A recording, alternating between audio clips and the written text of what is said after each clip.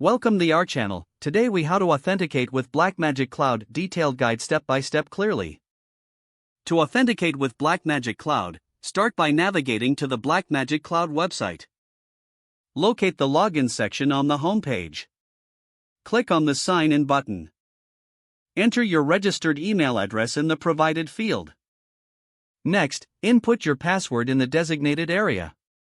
If you've forgotten your password, select the Forgot Password link to initiate the reset process. Once your credentials are entered, click the Login button.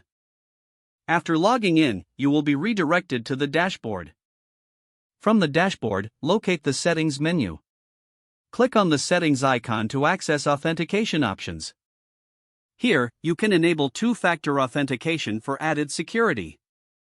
Follow the prompts to link your account with an authentication app if desired.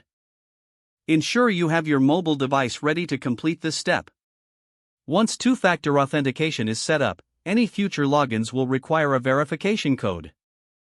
If you are using an API key for authentication, go to the API settings section.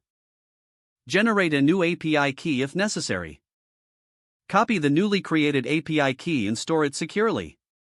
In your application, input the API key in the authentication settings. Test your connection to ensure that the authentication was successful. If you encounter any issues, revisit the troubleshooting section on the Blackmagic Cloud support page. You are now authenticated with Blackmagic Cloud and ready to utilize its features.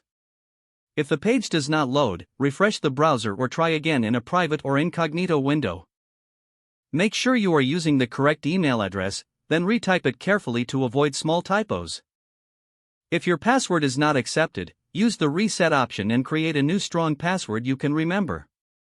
Check your spam folder for verification or security emails, then complete any requested confirmation steps.